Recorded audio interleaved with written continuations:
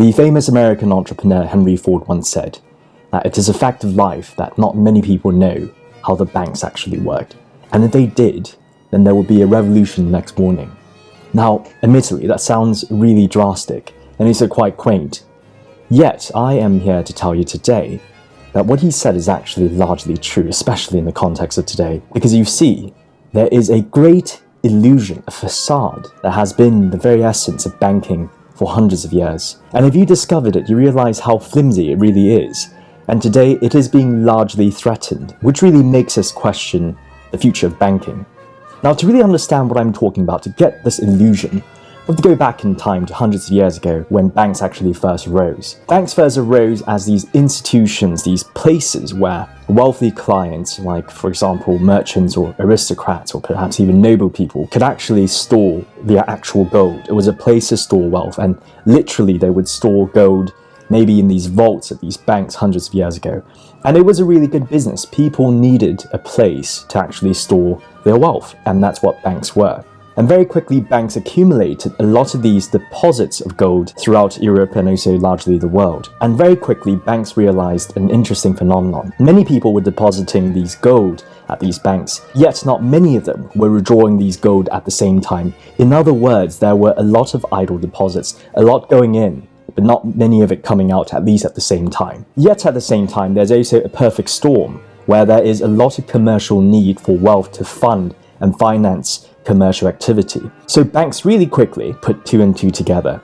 They realized that if they were to take these idle deposits and actually loan them out, these gold, loan them out to these businesses that needed it, and they charged it at an interest, then it could be a very profitable business.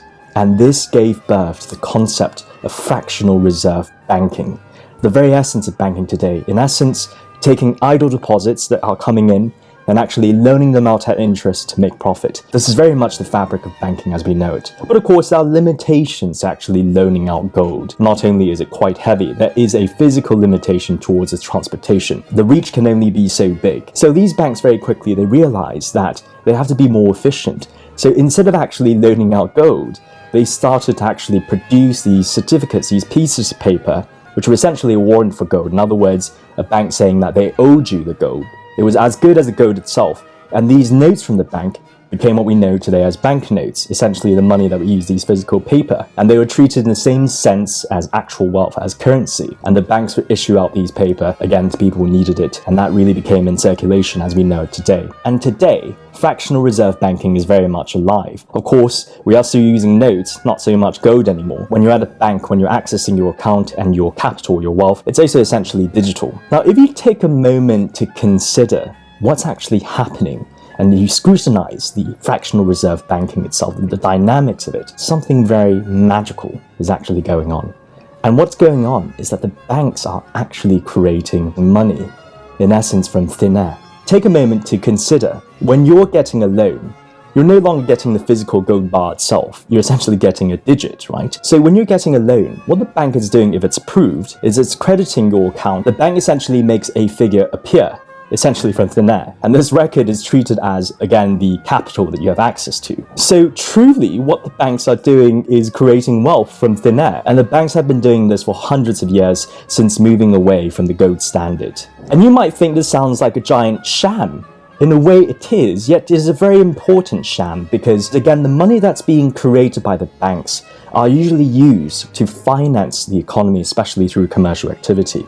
Businesses for hundreds of years needed access to finance, and they would go to the banks to get loans, and through fractional reserve banking, they would get the funds that they needed. These banknotes, they could trade with one another, and of course today, these digital transactions we can do with one another. In other words, banks are very much the cornerstone of our economy, and this perpetuated illusion, this facade, is actually very important to the economy as we know it. It is also the very foundation of much of our economic development for hundreds of years. And indeed, the governments around the world, the states, they recognize the importance of the role the banks actually play. And more significantly, they recognize this illusion. So what they've done is they've actually supported it for hundreds of years. And how they do it is largely through this governmental body known as the central bank. So what the central bank does that's slightly different from the banks is that it actually produces the paper notes which it issues to the banks for the banks themselves to distribute to us people. So of course, if we want to go to an ATM, we could get these notes which are actually being printed and produced by the central banks. And by doing this, the government is giving credibility and legitimacy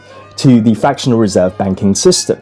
Because in essence, it is putting its name on the piece of paper, which essentially is actually worthless if you think about it. It is essentially just paper. Yet it is paper authorized by the state, by the government, lending its sovereignty to these notes, which are distributed to the banks. Again, this giant illusion, this sham that not many of us are aware of, the government is fully perpetuating it with the banks. Now, the beauty of fractional reserve banking as a system is that it is incredibly elastic in terms of its contribution to economic development. Because if, let's say, at any given period, there is a great need for finances, then of course, banks can issue out a lot of loans and essentially create money out of thin air to finance all these commercial developments, to inject a much needed financing into all sorts of developments that are happening. But of course, there are also challenges with letting the banks do exactly this. Because if, for example, they are creating too much money out of thin air,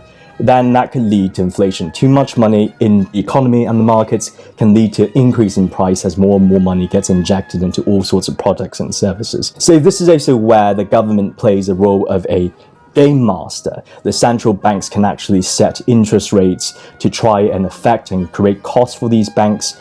Who will pass the cost to people? In other words, if the interest rates are too high because of monetary policy from the central banks, then loans become more expensive and less people will actually get loans, and that is potentially a strategy against inflation.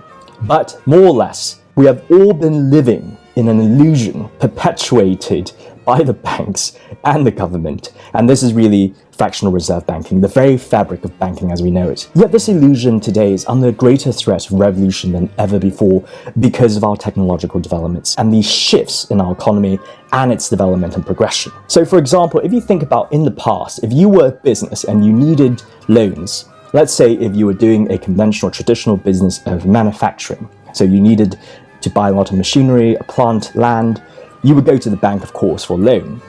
And the banks would consider your application and it would take collateral or security for the loan by putting collateral against, for example, your property, your machinery, and it's easy to do that. Again, quite straightforward. Yet today, businesses and economic development has really outpaced the entire conventional model as we understand it. For example, if you were to imagine a digital business, you were to launch a website, and there is no physical assets, how exactly do you collateralize a digital business or website? It is very, very difficult to do so. There technically isn't a physical asset that is secure for the bank to actually hinge the loan on. And so a lot of these more innovative businesses are no longer being matched with bank loans or fractional reserve banking as we know it. And instead, the more innovative businesses will have to go to other sources of finance, which over the last 2 to 3 decades have really grown, especially in the area of private equity. So we're talking about venture capitalists, angel investors, all these alternative forms of financing which are not from banks. And indeed, if you were to look at the statistics, you would know that private equity has actually been growing exponentially in the last decade alone. It has really exploded, representing billions and billions of dollars globally. And it shows no sign of stopping. Even from a macro viewpoint, if you were to look at statistics where you look at banks in terms of its financing of businesses as a proportion to GDP, the figure over the last 20 years has actually been quite stable, with not much signs of growth. Yet at the same time, if you were to look at private equity and its contribution to GDP over the last 20 years, there is an exponential growth in terms of the scale itself.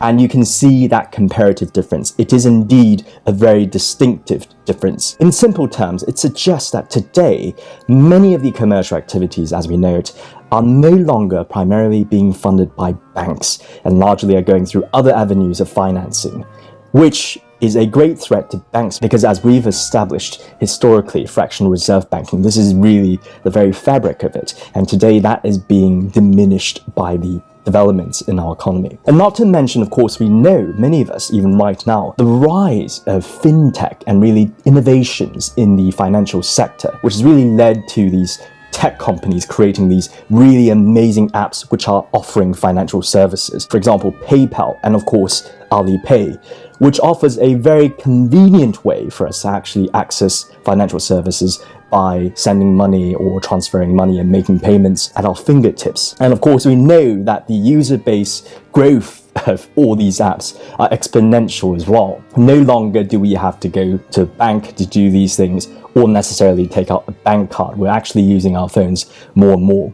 Now, there is a substantial disruptive threat from this for the banks, because by actually using these apps, we are entirely foregoing the banking infrastructure and foregoing the transactional fees that banks usually charge for these services. Now they're actually flowing into these tech companies. And with more and more of these apps and these tech companies actually going into other traditional financial services offered by banks, like for example, provisional loans or insurance, the barrier between what a bank does and what a tech company does is actually much thinner. And indeed, fintech today is worth billions of dollars as well globally, and it is also growing with no signs of stopping. But perhaps most interestingly, I think over the past year has to be really the idea of digital currencies, essentially currencies that are entirely created, or the magic that is entirely created, not by banks this time, not by fractional reserve banking, but essentially by private entities and anonymous entities or individuals or tech companies, money that is entirely created outside of the banking system,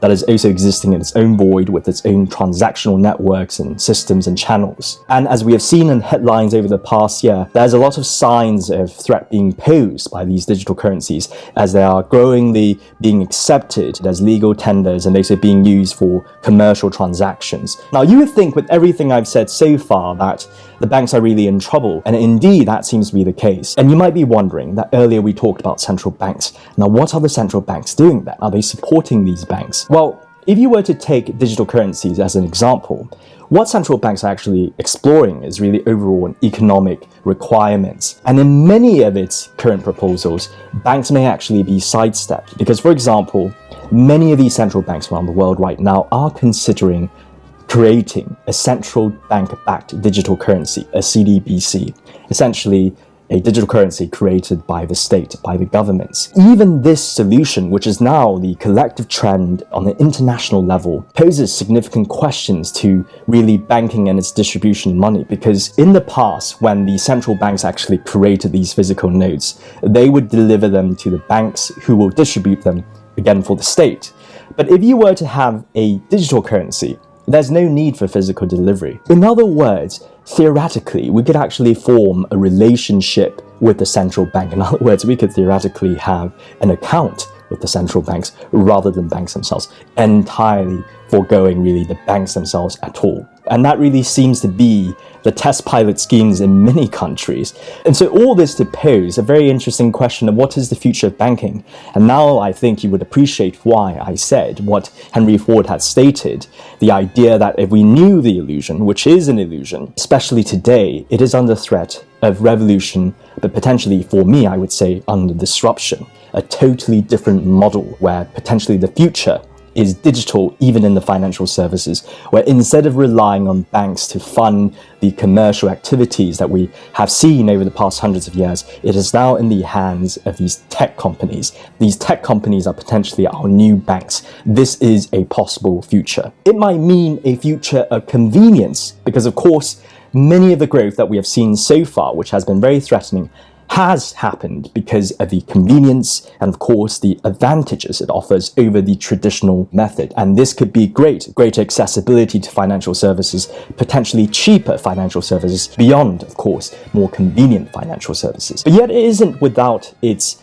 apprehensions, especially if you take a moment to consider, because the greatest one being, of course, today there is a big issue of tech companies becoming too powerful. I've actually done a video on it a while back on my YouTube channel, which you could check out. But tech companies are already dominating the social and sociological aspects of our society. And today, it is also moving into the financial and economical aspects of our society. In other words, they're essentially becoming more and more omnipresent and omnipotent. And it is also questionable whether they will lead these developments in a way that is truly good for us and sustainable over the longer term. And that is a thing that remains to be seen. Certainly more regulation is actually needed. There's also a question of privacy, always a question of privacy, because increasingly this is an issue. With more and more things being digital, even our financial services and also our money becoming digital, it becomes even more easy to track our commercial activity and even potentially regulate if you're moving away just from the concern of being monitored. Theoretically, a government or a body, whether it's a tech body or the state, they could theoretically block the actual currency from being used with certain vendors or for certain products and services. If let's say you live in a totalitarian state, that is a real possibility in this digital future of finance that we're talking about. Although fractional reserve banking sounds like a great facade, and we've established that in the very beginning, still, many of the developing and third world countries today still rely on the traditional banks, especially fractional reserve banking, to fund their commercial activity. If banks are becoming even more threatened, and even with the trend of many of the private ones collapsed in recent times, then there is also a question whether these tech companies can fill in the void of driving economic development, especially in these countries too. So ultimately, we can see that the entire banking system that we know has actually been built on an illusion that not many of us know. And this illusion is increasingly being threatened today by the commercial and digital developments of our world and our society and economies. And all this really to question whether banks will still exist in the same way as we know it, in the same practice as we know it, at least in the future.